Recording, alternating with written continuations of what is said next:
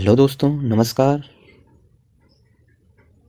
हमारे YouTube channel master GP 45 में आपका एक बार फिर से स्वागत है। आज हम इस सेशन में एफएलएन से जुड़े क्वेश्चंस सॉल्व करेंगे जो कि केवीएस एग्ज़ाम के लिए बहुत ही हेल्पफुल होगा। तो आइए स्टार्ट करते हैं।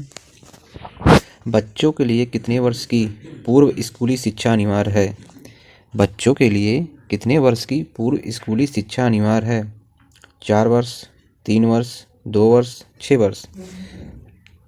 तो इस क्वेश्चन का राइट आंसर होगा बी, 3 वर्ष। बच्चों के लिए 3 वर्ष की पूर्व स्कूली शिक्षा अनिवार्य है। चलते हैं नेक्स्ट क्वेश्चन पे। देखते हैं दूसरा क्वेश्चन है, एफएलएन के अनुसार शिक्षा शास्त्र शब्द का अर्थ है।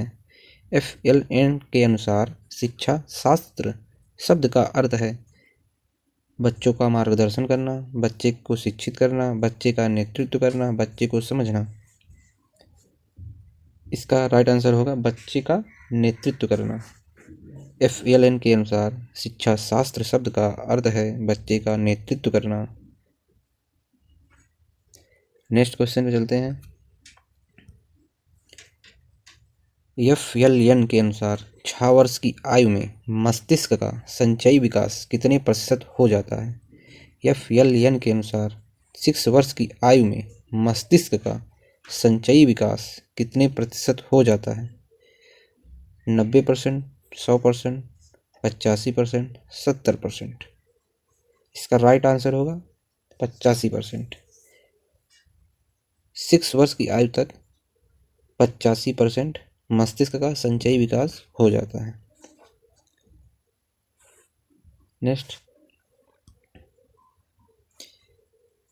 आरंभिक साक्षरता में शैक्षणिक प्रक्रिया में सबसे अच्छी प्रक्रिया कौन सी है? आरंभिक साक्षरता में शैक्षणिक प्रक्रिया में सबसे अच्छी प्रक्रिया कौन सी है? शिक्षण विधि, अधिगम विधि, प्लेवे विधि, इनमें से कोई नहीं। तो इसका राइट आंसर हो जाएगा प्लेवे विधि।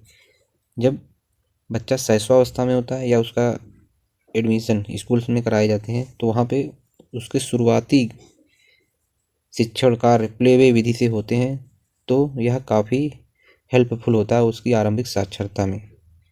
नेक्स्ट, जो 2025 तक सार्वभौमिक आधारभूत संख्यात्मकता को प्राप्त करने के लिए नेशनल एजुकेशन पॉलिसी 2020 का पहला उद्देश्य है। नेशनल एजुकेशन पॉलिसी 2020 का पहला उद्देश्य क्या है? 2025 तक सार्वभौमिक आधारभूत संख्यात्मकता को प्राप्त करने के लिए गणना रणनीति, गणित की भाषा, संख्या समझ, इनमें से कोई नहीं। इसका राइट आंसर होगा संख्या समझ, क्योंकि एफएलएन में संख्या समझ को ही बढ़ावा दिया गया है। नेशनल एजुकेशन पॉलिसी 2020 का पहला उद्देश्य यही है कि बच्चे के आरंभिक शैक्षणिक कार्य में सार्वभौमिक आधारभूत के लिए संख्या समझ को बढ़ावा देना। नेक्स्ट आते हैं, एफएलएन पर उच्च गुणवत्ता वाले संसाधनों का एक राष्ट्रीय भंडार होगा। एफएलएन पर उच्च गुणवत्ता वाले संसाधनों का एक राष्ट्रीय भंडार होगा। इसमें हमने ऑप्शन नहीं रखे हैं, इसमें डायरेक्टली हम बता दे रहे हैं दीक्षा पोर्टल। दीक्षा पोर्टल में ही एफएलएन से जुड़े हर गुणवत्ता संसाधनों का एक राष्ट्रीय भंडार है जो कि दीक्षा पोर्टल में संचित होगा या निहित होगा। दीक्षा पोर्टल में निहित होगा। नेक्स्ट आते हैं, यह भी डायरेक्ट क्वेश्चन लिए हैं। एफएलएन का शिक्षा प्रणाली का लक्ष्य, एफएलएन द्वारा शिक्षा प्रणाली का लक्ष्य कब तक रखा गया है?